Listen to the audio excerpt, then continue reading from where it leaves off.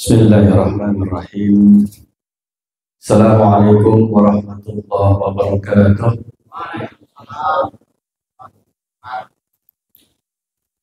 Lempengan sini sama depan doang yang jawab salah, yang kedengeran.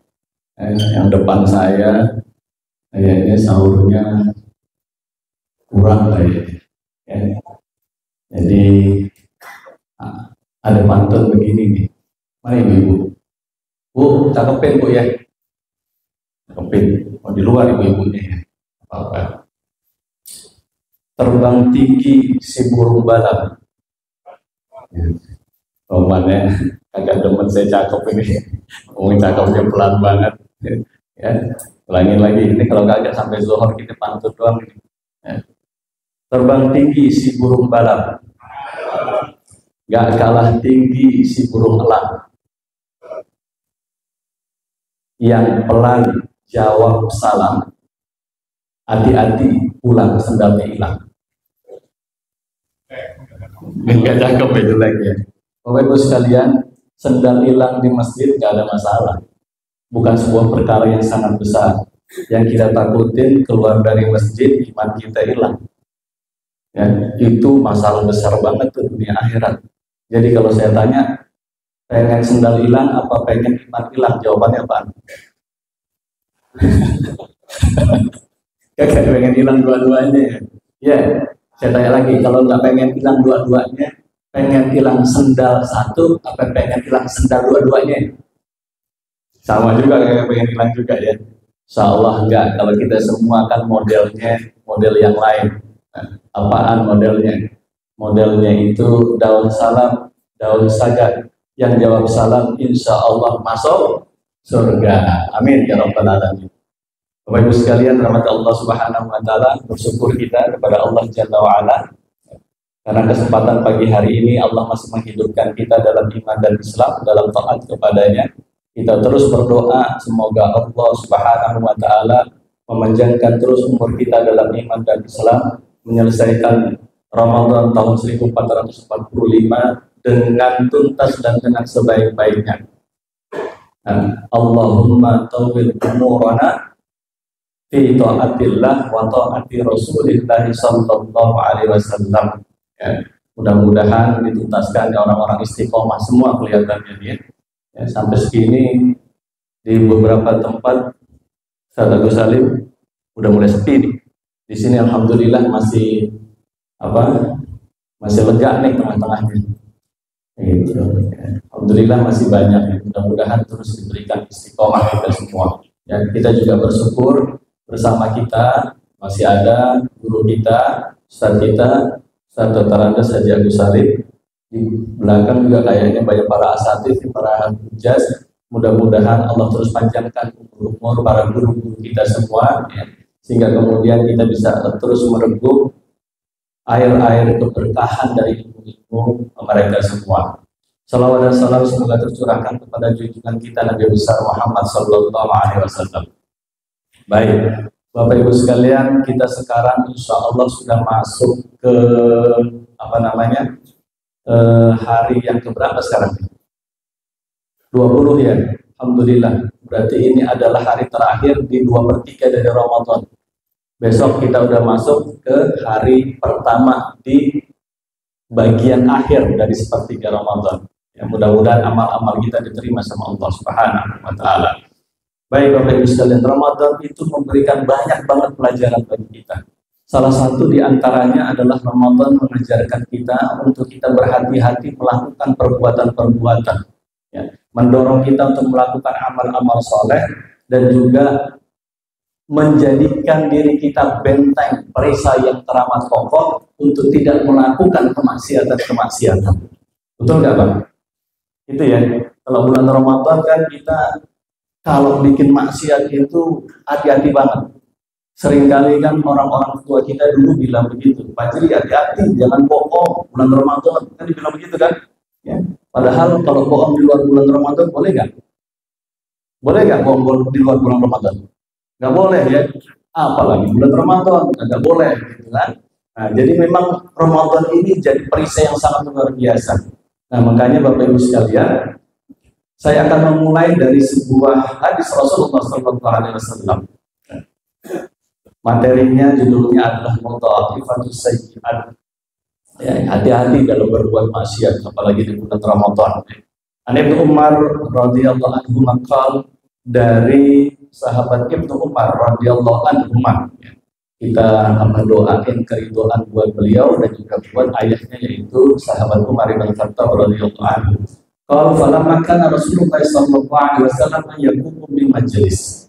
Ada satu masa di mana Rasulullah sallallahu alaihi wasallam bersama dengan para sahabat lagi melakukan aktivitas kebaikan. Ya, dugaan saya ini ada di Masjid Nabawi.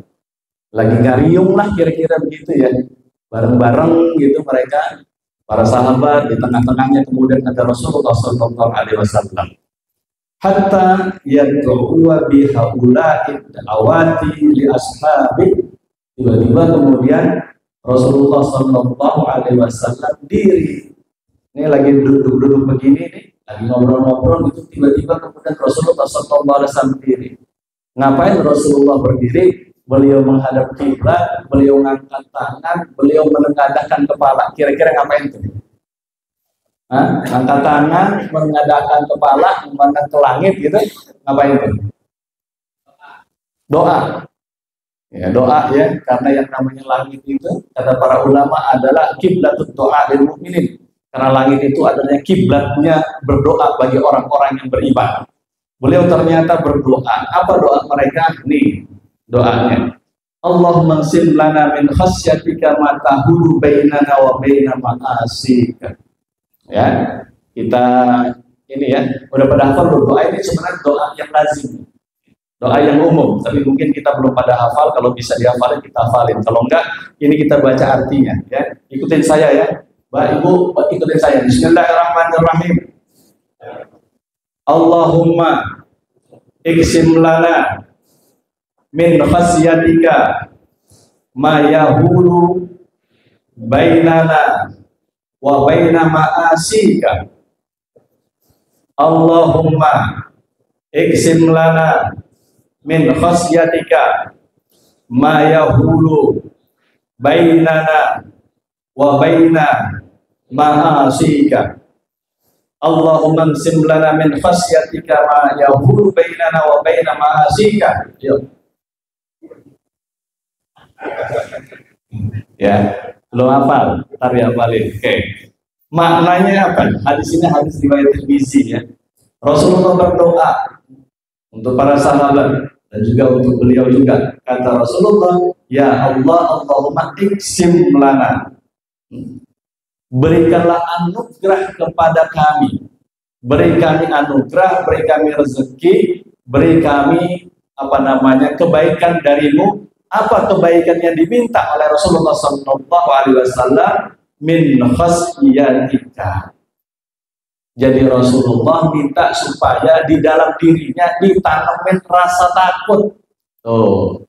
Jadi Bapak Ibu sekalian, rasa takut itu bukan perkara yang buruk.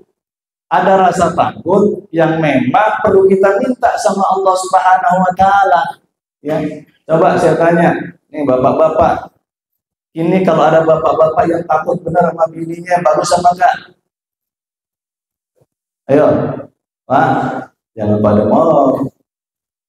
Pak, takut sama bininya, itu suami yang bagus apa enggak? Pak, bagus. Oh, jadi suami takut bini bagus ya? Memang kelihatan bapaknya ini wajah agak penderitaan. Saling hormatin ya. Kalau hormatin berarti setiap kali ketemu bininya, assalamualaikum, waalaikumsalam, ada apa bang? Hormat dulu deh gitu kan. Jadi laki-laki yang takut sama bininya bagus. Kalau dengan takut kepada bininya menyebabkan dia terhindar dari perbuatan maksiat. Itu. Tapi kalau dia takut bini justru menyebabkan dia melakukan perbuatan maksiat, itu namanya suami semprul. Ada gak suami kayak gitu? Ada gak? Banyak Bapak Ibu sekalian, karena takut sama bininya dia korupsi. Abang gimana sih, udah kerja lama di perusahaan, pangkat abang tinggi, yang lain pangkat masih rendah, udah punya mobil bang. Yang lain pangkatnya rendah, upahnya udah 2, udah 3. abang pangkatnya lebih tinggi, kedudukannya lebih tinggi, lebih dihormati orang. Yang dua bukan rumah, bukan mobil, bini dua. Cobalah bang, kalau kemudian ketakutan seorang suami kepada istrinya karena menyebabkan dia berbuat maksiat, itu buruk. Tapi karena dia takut kepada istri menyebabkan ia makin taat sama Allah, itu baru tol. Kalau bapak kelihatannya nomor 2 Pak ya, masyaallah. Mukanya rajin banget ke masjid. Ya. Emang kalau jamaah Al-Barokah itu orangnya soleh-soleh banget. Ya. Rajin banget ke masjid.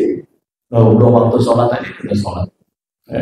Kelihatan gitu kan, masuk kalau sunnah. Ya. Alhamdulillah. Ya. Bapak takut sama anak, bagus kan? Bagus kan? Kenapa Pak? Jawabannya enggak? Emang kenapa enggak?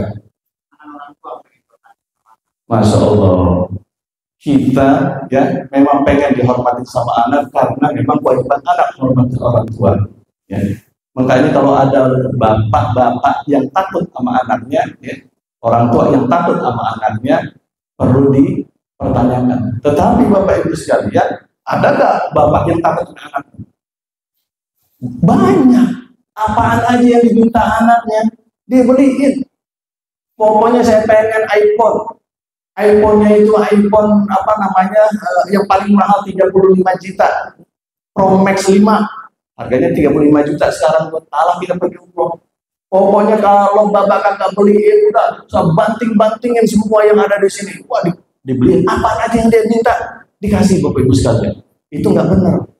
Tapi kalau ada seorang ayah yang takut sama anaknya, ya, yang karena takut sama anaknya menyebabkan ia makin taat kepada Allah, itu baru benar. Ya, Pak, Baba, kalau kagak sholat juga, saya pergi dari rumah. Saya kagak mau punya orang tua yang kagak sholat, yang kagak puasa, yang kagak jalanin perintah Allah.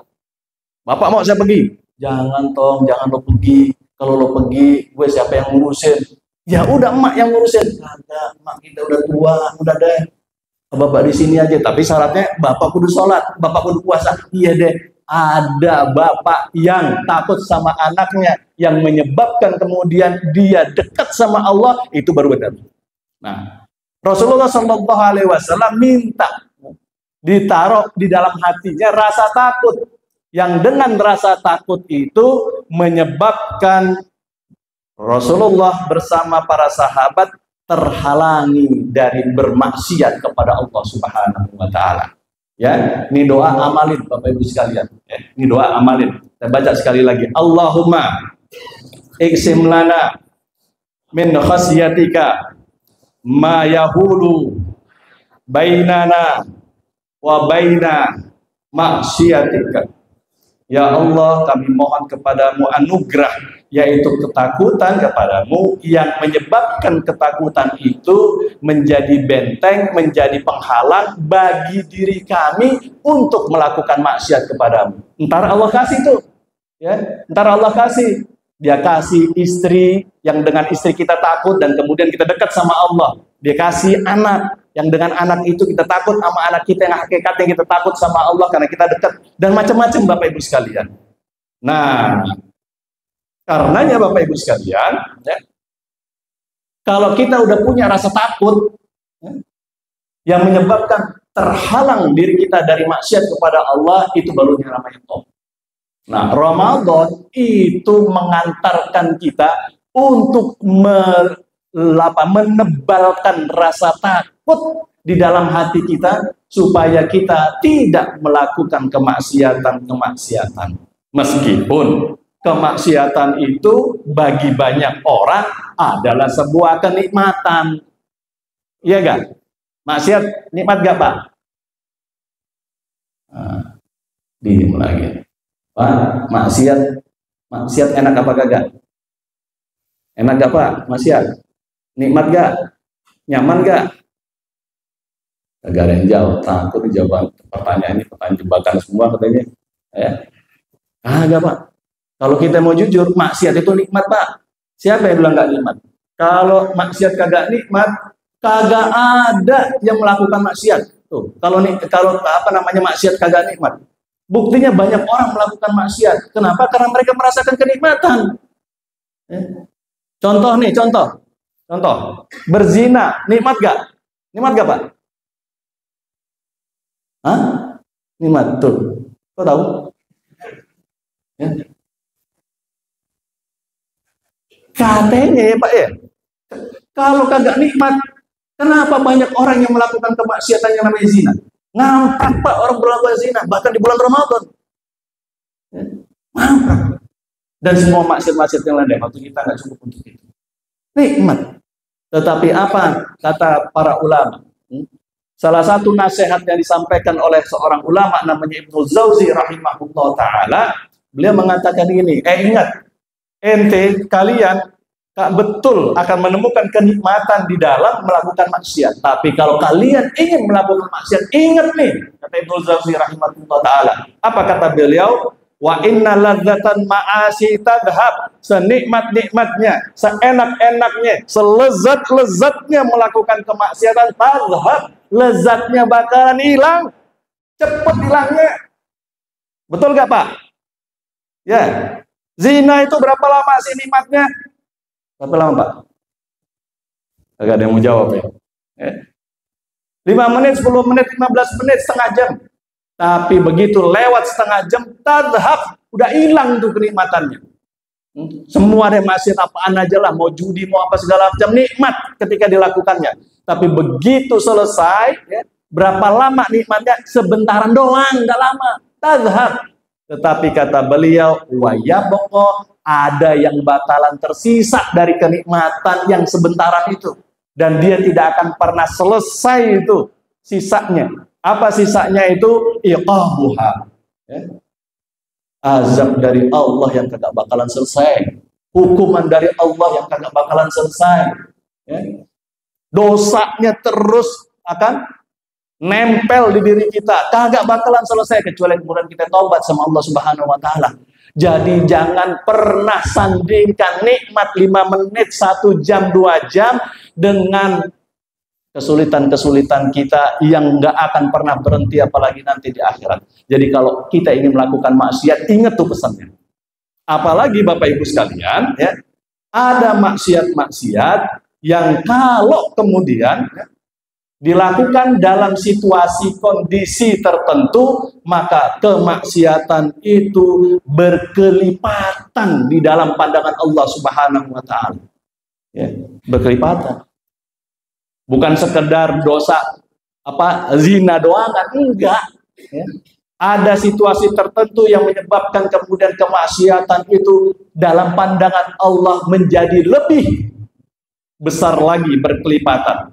Tetapi yang dimaksud tentu kelipatannya itu bukan kalau dosanya zina misalnya 3, begitu dikerjain maka kemudian pada situasi dan kondisi tertentu dia menjadi 5, bukan begitu.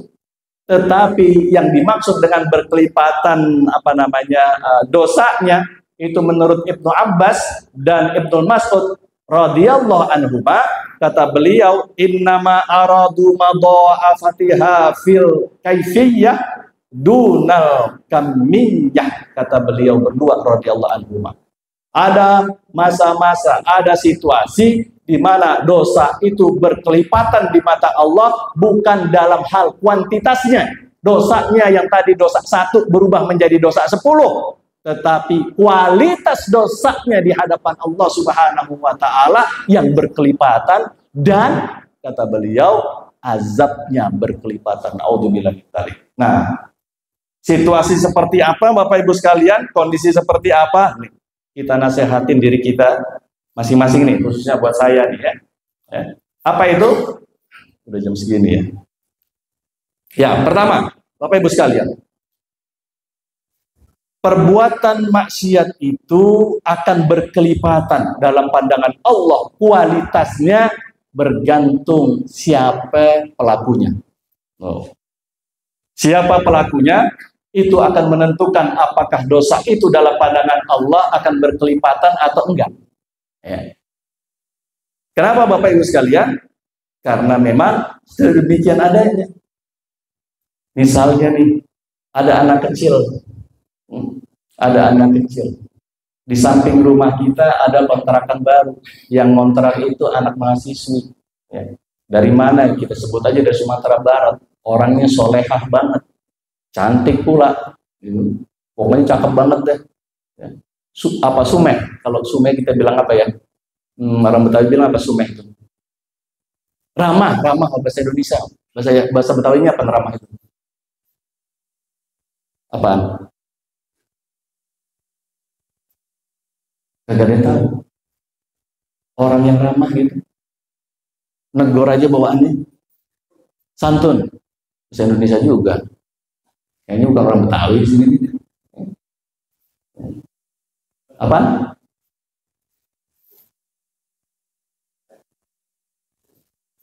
Tajir.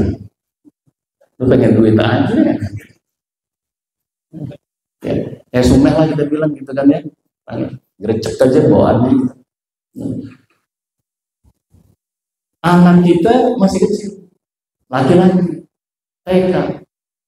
Kalau saben ngelihat itu gadis cantik itu didatengin, dipeluk tuh gadis cantik, diciumin, saking demennya anak kita itu kan.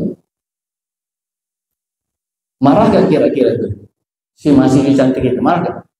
Nah, ada orang ramah gitu kan ya, malah digendong, dipeluk-peluk, diciumin juga anak kita laki-laki. Babanya ngelihat, ternyata yang sebelah itu gercep banget gitu kan ya.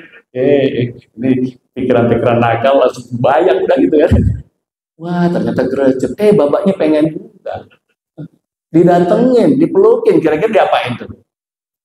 Dilamporin. Ya. Bisa masalah itu. Ya.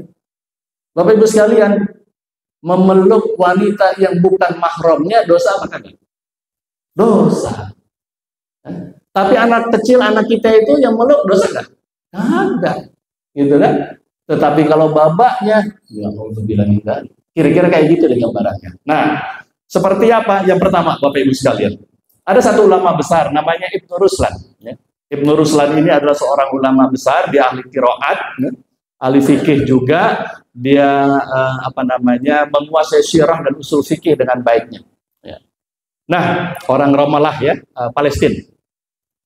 Ada satu kitab dia yang sangat ternama. Kitab ini begitu sangat luar biasa. Kalau dulu ya, di pesantren-pesantren kita itu ya, di musola-musola di Betawi dulu sana tuh di Tebet ini dibaca nih kitab ini. Saya masih ingat betul tuh sama Muallim Hasan Muhajar itu. Ya. Karena kitabnya itu bahasanya bahasa yang sangat indah-indah gitu kan. Di kitab itu berisi tentang fikih, di kitab itu nyampur. Ada tasawufnya di situ, ada tauhidnya di kitab itu ya. Nah, di dalam kitab itu ya, Sofatul Zubat namanya, Sofatul Zubat, nanti bisa dilihat tapi belum diterjemahin ya. Ada satu kalimat yang menarik dari beliau. Nah, berkenaan dengan apa yang kita bahas kali ini Bapak Ibu sekalian. Apa kata beliau? Beliau mengatakan begini. Al-alimun bi ilmihi lam ya'malan mu'adzibun min qabli ubadil wasan, kata beliau ya. Wa alimun bi ilmihi lam ya'malan, orang yang punya ilmu tetapi dia tidak mengamalkan ilmunya.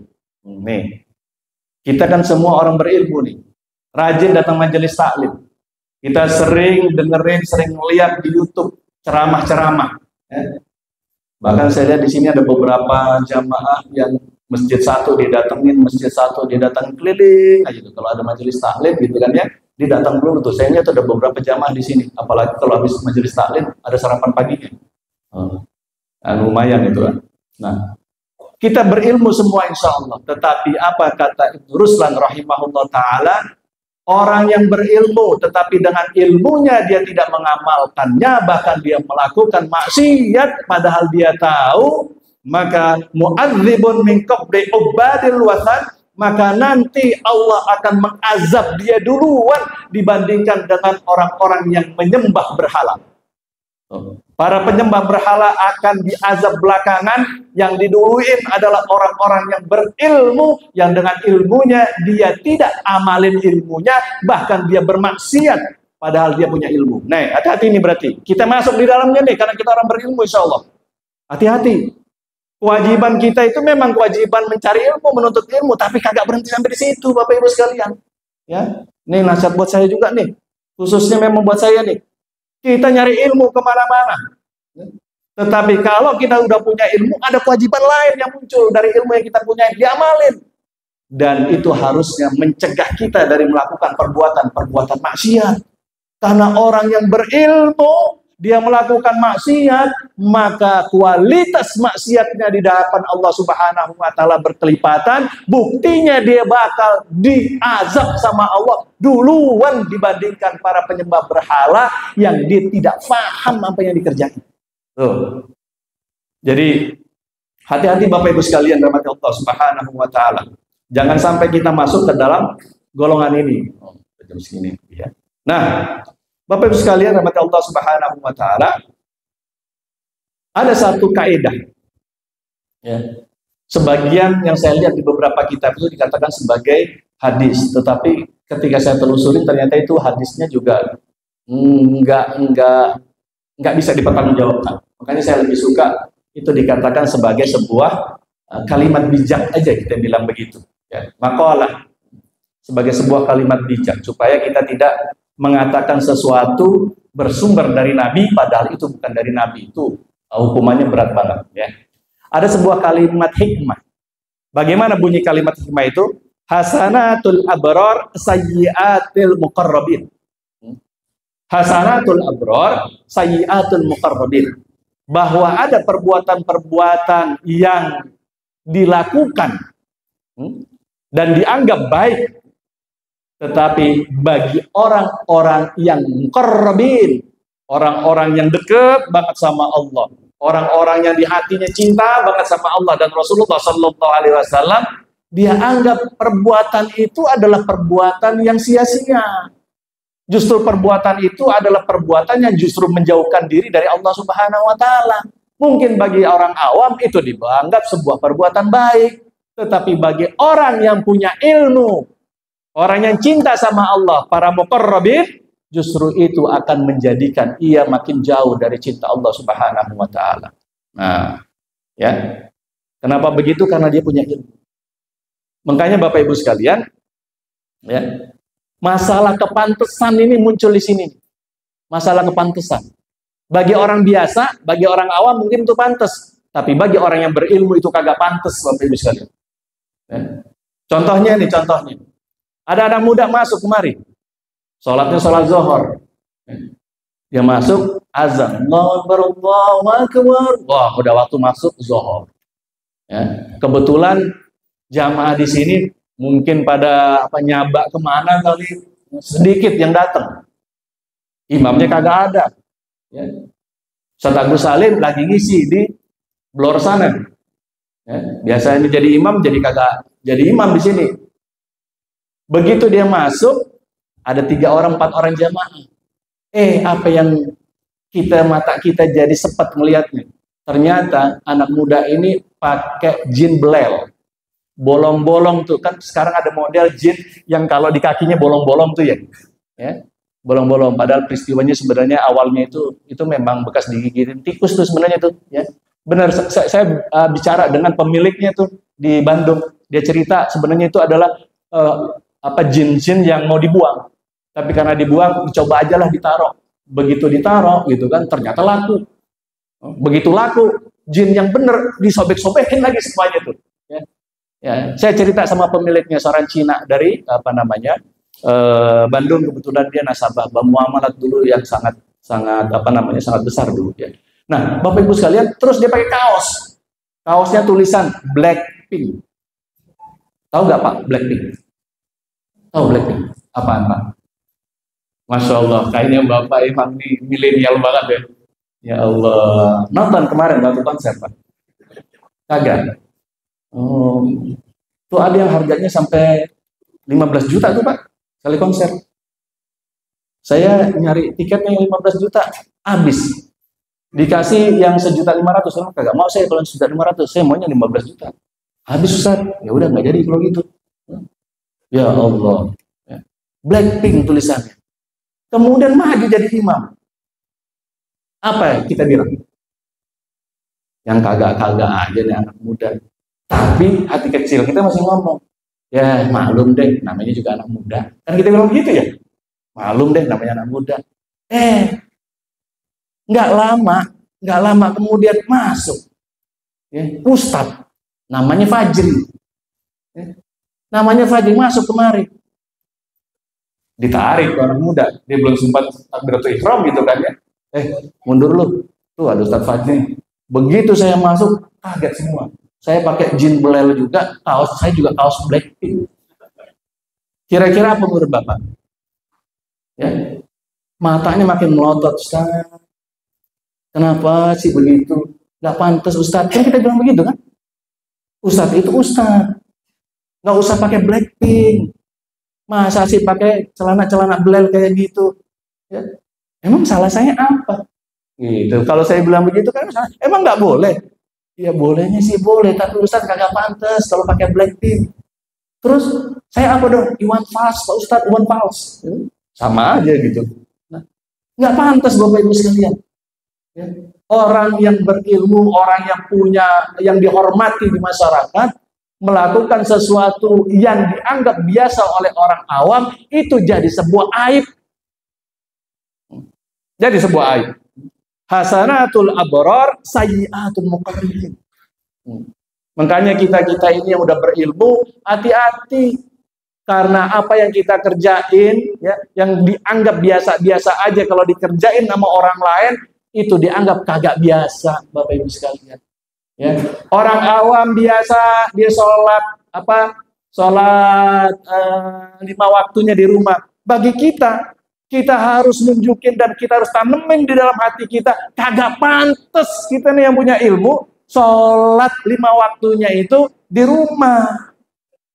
Tanemin tuh dalam diri. Kudunya di mana? Kebon. Kebonnya ada musolanya maksudnya. Di musola kudunya, di masjid kudunya. Itu harus kita tanamkan di dalam diri kita, Bapak Ibu sekalian. Kalau kayak gitu maka insya Allah ya, insya Allah kita akan menjadi orang-orang yang terbaik.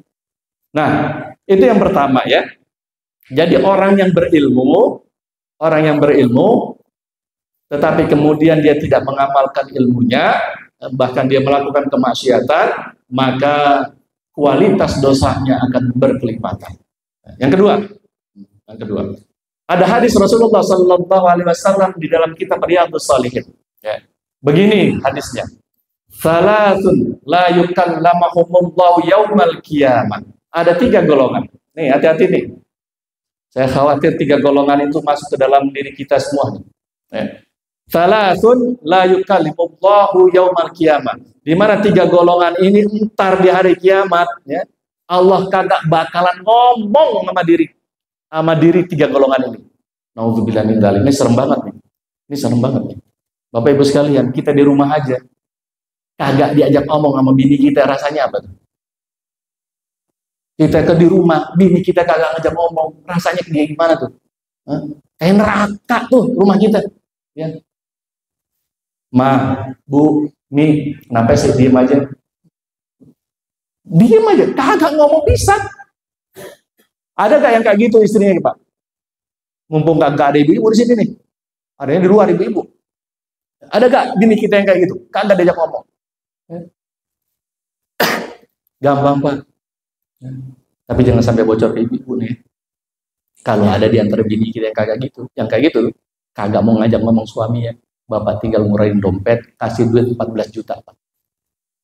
Insya Allah bini kita langsung teriak, dipeluk kita, dicium kita. Gitu. Ya Allah, suami saya soleh banget. Abang, ini duit dari mana 14 juta? Saya ambil dari rekening kamu. Bilang begitu. Ya, kita kagak demen kalau di rumah didiemin sama anak kita. Kita kagak demen kalau di rumah didiemin anak istri kita. Begitu juga ibu-ibu didiemin sama suaminya kagak enak.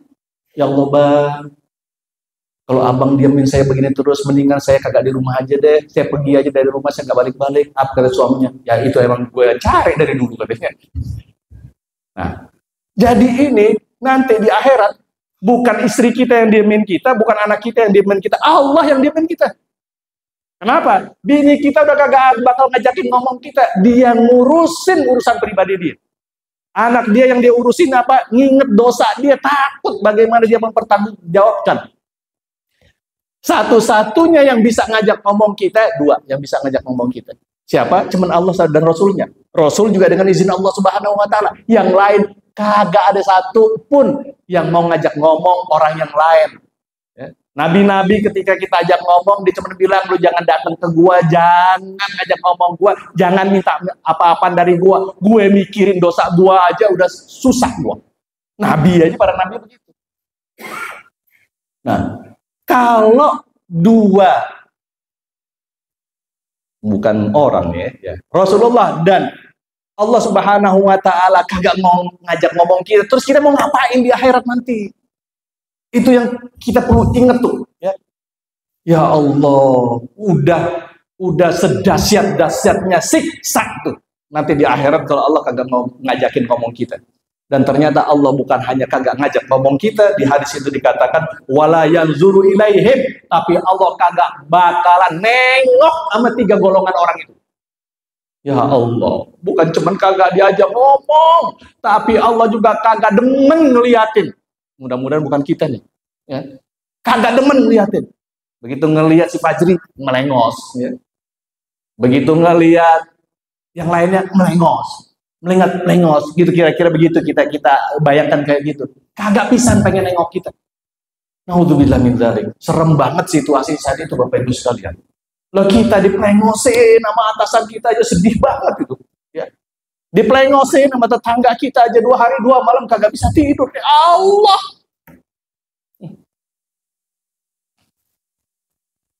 Allahumma fir lana dzunubana ya Allah. Wa sayyi'atina. Allah ngelengos dari diri kita.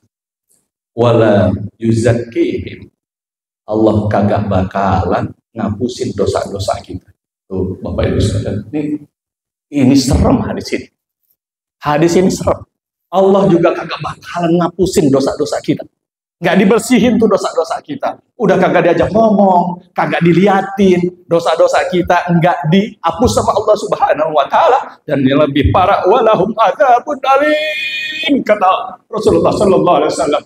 Mereka nggak dapat apa-apa kecuali mereka dapat azab, dan azabnya bukan azab sembarangan Bapak Ibu sekalian, berkelipatan azabnya, adzabun alim. Pedih banget azabnya. Berkelipatan karena dosa-dosa yang dikerjakan. Nah, siapa 3 golongan itu Bapak Ibu sekalian? 3 golongan itu. Yang pertama, kata Rasulullah sallallahu alaihi wasallam, ya, sayfun zani. Orang dewasa, orang gede, ya, orang tua yang melakukan maksiat. Ya. Spesifik kalau di hadis ini adalah zina. Ya. Tapi kalau kita mau meluasin lagi adalah orang tua, kita nih, mas berarti kita semua yang melakukan kemaksiatan. Ya. Naudzubillah min dzalik. Kenapa? Orang-orang kayak kita ini kudunya udah jadi apa namanya? Contoh bagi anak-anak muda. Kudunya kita udah jadi contoh bagi anak-anak muda. Ditiru apa yang kita kerjakan. Tapi kalau kita melakukan kemaksiatan, wabil khusus adalah berzina. Ustaz, emang ada orang tua yang berzina? Jangan dikira dikit Bapak Ibu sekalian. Baca tuh di berita-berita, lihat tuh di TV. Belum lama kan kemarin digerebek. Baca radar apa namanya Bogor, digerebek Jalan Raya Jakarta Bogor. Itu kan ada hotel-hotel kecil tuh ya, losmen, digerebek sama Satpol PP. Apa yang ditemukan? Di salah satu kamar ditemuin ada orang kakek-kakek Bapak Ibu sekalian, sama perempuan muda. Dikeluarin dengan hanya sekedar pakai mohon maaf celana kolor.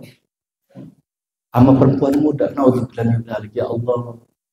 Udah tua-tua kayak gitu masih berzina, naudzubillah min dzalik. Apa yang udah deh, nggak usah kita omongin deh kayak gitu. Jalannya aja juga udah nyurusuk sana nyurus sini, tongkat mana ya Allah, jadi tongkat. masih berzina juga. Makanya lo bakalan diazab lebih pedih tuh ke orang-orang kayak gitu. Ya, sebel saya ngeliat orang tua kayak gitu tuh ya, bukan jadi contoh. Nah, jadi yang pertama itu Bapak Ibu sekalian, waktu kita terbatas banget ya. Yang kedua itu kata Rasulullah Sallallahu Alaihi Wasallam, yang pertama tadi adalah saifun zanin, yang kedua itu adalah malikun kadzdzab. Nah, ini siapa? Malikun kadzdzab. Siapa malikun kadzdzab? Malik itu apa? Pemimpin. Pemimpin yang suka bohong. Nih, hati-hati nih. Alhamdulillah di negeri kita para pemimpinnya jujur semua. Nah, nggak suka bohong. Alhamdulillah. Ya, kita doain, doa. Tapi kalau ada pemimpin yang suka bohong, nah ini. Ya. Kita pemimpin bukan? Pemimpin, Bapak sekalian. Kita pemimpin. Jadi hadis ini bukan hanya buat pemimpin negara kita, bukan. Pemimpin negara kita, presiden, itu pemimpin. Pak RW, pemimpin. Pak RT, pemimpin. Kita pemimpin juga. Di rumah kan pemimpinnya siapa? Kita. Istri kita pemimpin juga, pemimpin. Kita kagak ada, anak-anak kita dipimpin sama bini kita. Ya. Jadi hadis ini kena ke kita juga. Kena ke kita. Kalau kita jadi orang tua, jangan jadi orang tua yang suka bohong. Nih, bahasanya itu adalah kadzdzab, bukan kadzib. Kalau kadzib itu bohong. Yang namanya bohong, ya kita suka melakukan itu juga, mungkin keterpasan, nggak sengaja, itu biasa. Tetapi di hadis ini dikatakan kadzdzab. Kalau kadzdzab itu berarti bukan sekedar bohong, tukang bohong. Tukang bohong. Ngomongin kita punya mobil nasional. Gak usah ngomong itu. Jangan. Bulan Ramadan, bulan lain juga nggak boleh gitu kan ya. Kadzdzab itu tukang bohong, bukan kadzib. Makanya di zaman Rasulullah ada sahabat, ya masuknya dia sahabat. Tetapi tukang bohong. Kemarin ngomong gua nabi, kesana ngomong gua nabi, kesana ngomong nabi. Kemana aja dia pergi, dia bilang, gua ini nabi. Siapa sahabatnya? Siapa namanya itu? Tukang bohong tuh dia tuh. Siapa? Yang ngaku jadi nabi? Musailamah. Apa gelar dia? Musailamah al-kadzdzab. Musailamah tukang bohong. Bapak-bapak, ibu-ibu, hati-hati. Jangan suka bohongin anak kita. Lo belajar yang benar. Ntar kalau lo belajar benar, nilai matematikanya 8, nanti bapak beliin motor. Anak kita SMA, pengen banget motor. Kata kita, ntar kalau lo belajar ulangan, ujian, nilai matematika 8, bapak beliin motor. Belajar dia beneran. Bener. Begitu keluar nilai matematikanya 9, kita kasih gak motor? Kalau kita nggak kasih, kira-kira kita termasuk apa? Tukang bohong. Alhamdulillah, nilai udah keluar matematika. Berapa Tom? Nilainya 8,5. Beli motor kan? Beli motor. Emang teman-teman lo nilainya yang lain berapa? Ada yang 80, ada yang 90. Lah, lo berapa? 8,5. Beliin nggak motor? Beliin nggak motor tuh kalau kayak gitu? Nilainya 8,5. Teman-temannya 80, 90. Kita beliin nggak? Kan 8,5. Teman-teman 80, 90. Kan bapak bilangnya kalau nilainya 8. Bapak Ibu sekalian, hati-hati. Ini sering, termasuk saya nih, jadi pelajaran juga. Kita sering menjanjikan sesuatu sama anak-anak kita. Kalau begini maka, kalau begini maka, kalau begini maka, tidak kita tunain, kita bohongin. Hati-hati masuk ke sini. Malikun kadzdzab. Oke. Dan yang ketiga terakhir Bapak Ibu sekalian ya, karena waktunya terbatas. Yang ketiga tidak lain dan tidak bukan adalah ailin mustakbir. Apa ailin mustakbir? orang miskin yang sombong. Orang kaya boleh gak sombong? Boleh gak orang kaya sombong? Benar. Emang gak boleh. Aku punya duit. Orang kaya sombong kagak boleh. Tapi kita bilang masih pantas. Ya? Disi kalau sombong pantas, gitu kan? Dia punya duit, gitu kan? Ada laki-laki masuk kemarin ya, kita ini kan ganteng banget, gitu kan? Ganteng banget, cengar-cengir, melihatnya kagak demen banget gitu kan ya. Orang gimana sih itu kan ya, suwek banget itu kan. Oh ini banget. Tapi kata ibu-ibu, ya pantas dia kayak gitu. Dia sombong sih pantas, ganteng lalu. Nah, kayak cucur anget-anget. Mukanya hancur banget, sombong. Enak banget kita ngelihatnya gitu. Nah Bapak Ibu sekalian, ini udah miskin, sombong. Nah, masalah miskin kaya kita nggak bisa bahas kali ini ya. Tentu yang dimaksud bukan hanya sekedar dari harta, tapi Bapak Ibu sekalian rahmati Allah Subhanahu Wa Taala gitu kan ya, termasuk orang miskin ilmu tapi sombong juga gitu kan, itu juga. Nah, tapi di hadis ini Rasulullah SAW mengatakan bahwa orang kalau udah miskin terus dia sombong, maka kualitas kemaksiatan yang dia lakukan, kesombongannya itu menjadi berbeda di mata Allah Subhanahu Wa Taala. Tuh tadi ya, kagak diajak ngomong, kagak mau dilihat sama Allah gitu, kagak dihapusin dosa-dosanya, dan bahkan dia mendapatkan azab yang sangat pedih dari Allah Subhanahu Wa Taala ya. Dan ada beberapa lagi sebenarnya, termasuk adalah anak yang melakukan kemaksiatan kepada orang tuanya di dalam hadis yang lain dalam riwayat Imam Ahmad ya. Tapi kita nggak bisa bahas, waktu kita udah habis Bapak Ibu sekalian. Ini baru satu topik, baru satu bagian, bahwa kemaksiatan itu berkelipatan karena pelakunya. Nanti masih ada beberapa lagi ya, yang berkaitan dengan beberapa hal.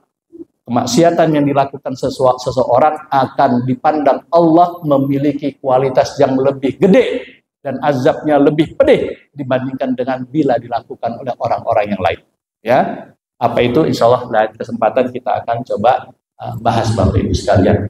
Sementara mungkin itu yang bisa saya sampaikan. Mudah-mudahan Allah menjaga kita semua dari perbuatan-perbuatan yang akan menjerumuskan kita kepada dosa-dosa yang berkelipatan maupun yang tidak berkelipatan dalam pandangan Allah Subhanahu Wa Taala.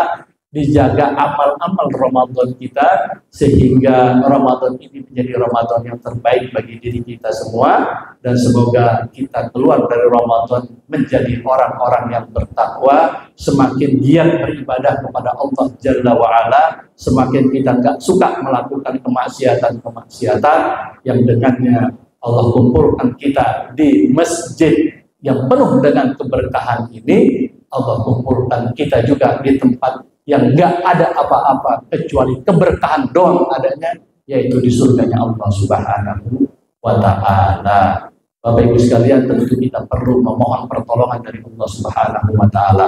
Dan kalau Allah sudah memberikan pertolongan kepada kita, maka kemenangan itu hanya ada di depan mata kita, dan itu tidak bisa dilakukan kecuali oleh orang-orang yang bersabar di dalam jalan ketaatan kepada Allah. Nasrun minallah wa fathun qarib wa basyiris sabirin. Wassalamualaikum warahmatullahi wabarakatuh.